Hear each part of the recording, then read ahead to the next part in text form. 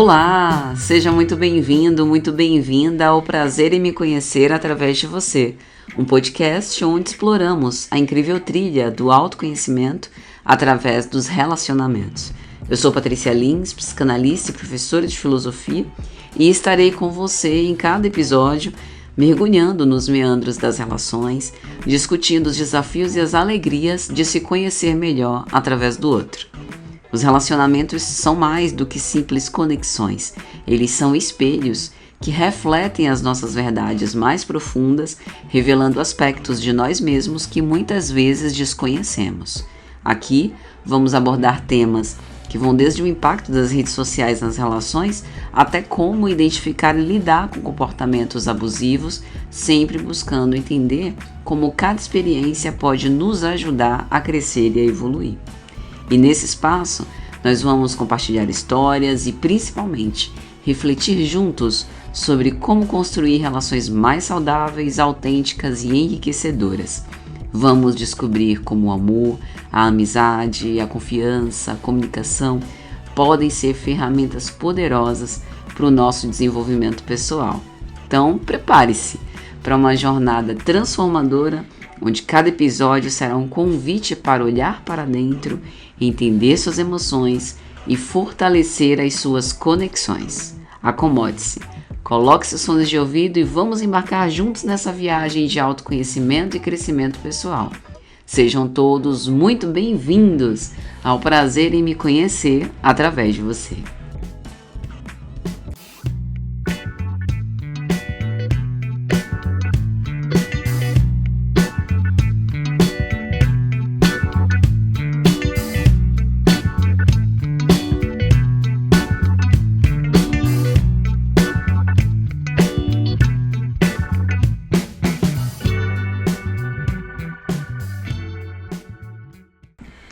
Então vamos ao nosso episódio sobre autonomia e interdependência. Existe uma certa tensão entre autonomia e interdependência, talvez uma confusão conceitual, mas ambas são fundamentais na construção do eu e nas dinâmicas de relacionamento. E é de fundamental importância discutir autonomia e interdependência no contexto da psicanálise, da filosofia e da vida contemporânea, especialmente em uma cultura que frequentemente valoriza a independência ao ponto de negligenciar a conexão humana. Então vamos para algumas definições e conceitos básicos. Primeiro, a autonomia. Ela tem a ver com a capacidade de autodeterminação e autorregulação. Para Kant, por exemplo, a autonomia é a base para a moralidade e a ideia de liberdade individual. A autonomia seria o contrário da dependência, de ser coartado. Ser autônomo é poder deliberar, mas não apenas, também é ter discernimento para. Então, alguns exemplos são tomada de decisões de vida que refletem a autonomia, como escolher uma carreira, escolher transicionar uma carreira, escolher relacionamentos que a gente estabelece, como a gente vai funcionar dentro dessa dinâmica dos relacionamentos ou decisões éticas que a gente toma. A interdependência está mais associada com a ideia de que nós somos seres sociais e que nós nos formamos em relação ao outro e em relação ao ambiente. Então, por exemplo, eu preciso comprar as roupas que eu visto, eu não fabrico as minhas próprias roupas, eu preciso comprar o alimento que eu como. Eu posso preparar o alimento, mas eu vou no mercado, eu vou no açougue, então eu tenho que pegar algo mais ou menos pré-fabricado para isso. Os medicamentos, por exemplo, quando eu adoeço, eu preciso ir na farmácia. Então isso é uma interdependência, porque se eu fosse completamente independente, eu faria tudo. E isso eu acredito que é até impraticável na nossa sociedade atual. Então, essa interdependência está associada com essa ideia de que a gente tem relações, a gente estabelece relações de apoio mútuo. E isso também em outros setores, por exemplo, grupos de apoio, Vamos supor, eu faço academia numa academia de rede. em que a gente se junta para poder usufruir de uma estrutura maior, e tem muita gente usufruindo dessa estrutura, e por isso é uma estrutura de ponta com um preço mais acessível. Se eu pensar num grupo de corrida, também é um grupo de apoio, né? Se eu pensar na escola de forró, em que eu aprendo forró também. Se eu pensar num grupo religioso, é um grupo também de apoio espiritual, de apoio emocional, né? Ou comunidades de prática de alguma coisa. Então, para a gente abordar esse assunto, vamos falar sobre a ilusão da autonomia absoluta. Vamos fazer uma crítica à autossuficiência, que é uma ideia que a sociedade atual promove, como se isso fosse um ideal, né? O self-made man, ou seja, o homem feito por ele mesmo, né? Isso pode respingar no culto da independência financeira, da autossuficiência emocional. Não preciso de ninguém, eu me basto, né? Eu tô muito bem sozinha, obrigada. Isso não significa que não seja saudável a gente ter a experiência da solidão. O que eu quero dizer é que não dá para matar a parte que nós somos seres sociais. Nós somos seres individuais, temos a nossa singularidade, a nossa subjetividade, mas nós também somos seres sociais. Nós estamos dentro de laços sociais. Nós viemos de uma família, nós temos referência, nós estamos ligados a pessoas. A gente normalmente tem redes sociais, né? Então, não dá para dizer que a gente é autossuficiente. E alguns pensadores, a exemplo de Rousseau, que faz uma ênfase na liberdade individual, também influenciaram um pouco essa visão, mas não de uma forma que isso pudesse levar ao isolamento e alienação, necessariamente, né? Para a psicanálise, quem eu sou, eu não posso desconsiderar que eu fui e estou sendo moldada pelas relações e pela cultura, né? Se a gente for pensar também na teoria lacaniana, a questão do próprio estádio do espelho, né? Desde o início, a identidade do eu é construída através do olhar do outro. O bebê, o primeiro espelho para o qual ele olha, são os olhos da mãe. Então, isso sugere que não há autonomia absoluta, que a gente precisa de referências, né? Então, a gente tem uma espécie de paradoxo dessa autonomia. Se a gente pensar, por exemplo, em Hegel e o reconhecimento, né? Há um conceito hegeliano de que a liberdade individual só é realizável através do reconhecimento mútuo com o outro. Então, a autonomia requer o outro para ser validada e experienciada. Essa ideia é muito interessante, porque pressupõe essa interdependência, né? Refletindo sobre como a busca da independência pode levar ao afastamento de relações significativas, sendo que nós somos formados por elas. Então, se a gente pensar nos relacionamentos, a interdependência não é apenas importante, desejável, mas é necessária. Por quê? Porque ela traz segurança emocional. A gente pode pensar nas teorias do apego de Bowlby e Winnicott, que demonstram que o desenvolvimento saudável depende de uma relação de segurança e apoio. Uma relação de confiança com figuras parentais é a base para o sentimento de autonomia. A gente tem um conceito winnicottiano da mãe suficientemente boa, conceito de holding, de sustentação, que permite à criança desenvolver a autonomia de uma forma gradual. Então a gente tem uma situação de interdependência saudável versus a codependência. Essa interdependência saudável, como a gente disse, que pressupõe relações de apoio mútuo, ela se contrapõe a uma ideia de codependência, que são relações que sufocam a autonomia de um ou de ambos. E o que é a codependência? A codependência, ela é o par da dependência. Sabe aquela pessoa que quer salvar o outro, né? Que quer fazer tudo que o outro não faz, né? Dar suporte para que a dependência se estabeleça, né? Muitas vezes essa pessoa se anula, ela tem medo do abandono, ela por vezes pode ter prazer em comandar, prazer em dirigir, em decidir, em designar. Então isso leva a essa conjugação viciosa, essa dinâmica relacional viciosa. Então, para que a gente possa pensar no estabelecimento de relacionamentos saudáveis, no desenvolvimento da própria autonomia e em relações em que essa interdependência tenha reflexos positivos sobre a nossa vida, não tem como a gente deixar de falar de práticas relacionais conscientes e ferramentas práticas que são muito agregadoras para as relações saudáveis, como técnicas de comunicação não violenta, escuta ativa, validação emocional. São todas maneiras de cultivar essa interdependência de uma forma saudável. Eu não posso adivinhar o que o outro sente, mas se o outro disser e eu puder escutar, poder acolher, tá tudo certo. A importância também de colocar limites saudáveis, como estabelecer e respeitar limites no relacionamento, também pode promover a autonomia e a interdependência. Na sociedade contemporânea, a gente tem alguns desafios. Por exemplo, a gente pode pensar no impacto das redes sociais e da cultura digital.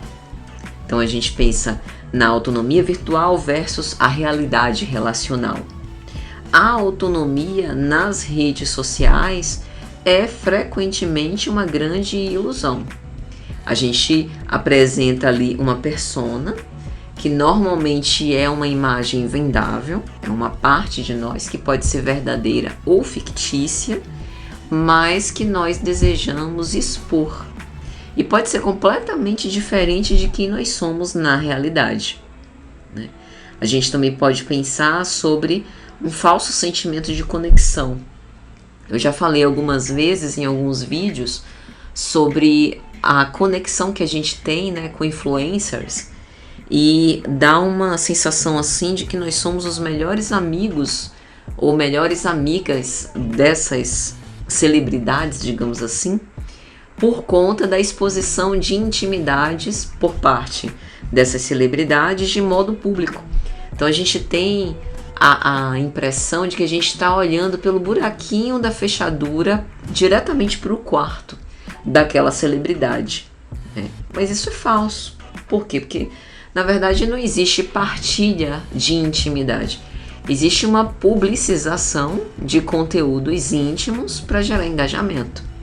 Então as redes sociais, elas podem criar um falso sentimento de interdependência, mas na verdade serem promotoras de isolamento. Eu já vi muitos casos de pessoas que se sentem, não, eu sinto que fulano de tal me escuta, me entende. Aí talvez eu virei pra pessoa assim: ô menina, você é amiga de fulano de tal? Tipo assim, uma celebridade que nem mora aqui em Salvador, né, que mora em outro lugar. Não, mas eu sigo e assisto todos os stories. Eu falei assim: ô fulana, e você tá achando que porque você segue e assiste todos os stories você virou melhor amiga dela e ela é a sua melhor amiga? E as relações reais? Não, essas relações reais aqui estão muito empobrecidas, eu não me sinto tão íntima mais das pessoas com quem eu tinha amizade, mas de fulana de tal sim. Imagine que loucura, né? Mas é isso. Isso acaba gerando uma inversão da sensação assim de conexão nas emoções.